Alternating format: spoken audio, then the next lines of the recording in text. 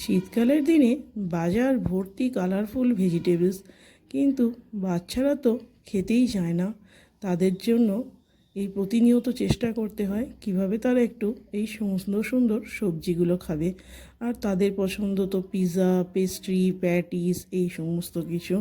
আর তাদেরকে ভেজিটেবলস খাওয়ানোটাও একটা রীতিমতো চ্যালেঞ্জের ব্যাপার। কোনটা মুখরোচক হবে, কোনটা দিলে ভালো করে টিফিন বক্সটা ফাঁকা হবে, এই চিন্তাই সবসময় মাথায় ঘুরতে থাকে। গল্প করতে করতে কিছুটা কাজ গুছিয়ে নিলাম। কিছুটা ভেজিটেবলস চপারে চপ করে নিয়েছি। এদিকে একটা বলে নিয়ে নিলাম 1 বাটি ওটস, হাফ বাটি চিড়ে, হাফ বাটি সুজি, 1 বাটি টক দই, আর ওই বাটিটা ধুয়ে কিছুটা জল দিয়ে ভালো করে মাখিয়ে চাপা দিয়ে রেখে দেব আধ ঘন্টার জন্য। এটা ভিজে যখন পুরো জলটা টেনে যাবে, ওর মধ্যে আরও কিছুটা জল অ্যাড করলাম।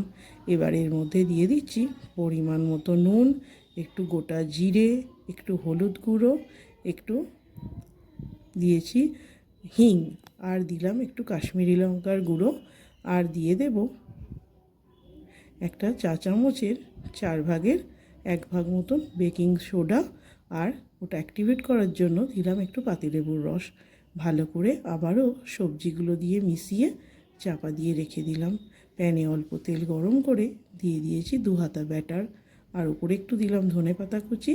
এবার একটা চাপা দিয়ে পুরো ওপরটা টেনে যাওয়া পর্যন্ত অপেক্ষা করব। টেনে গেলেই উল্টে আর একটু ভেজে নিয়ে নামিয়ে নেব। প্যানে আবারও একটা দিয়ে দিয়েছি।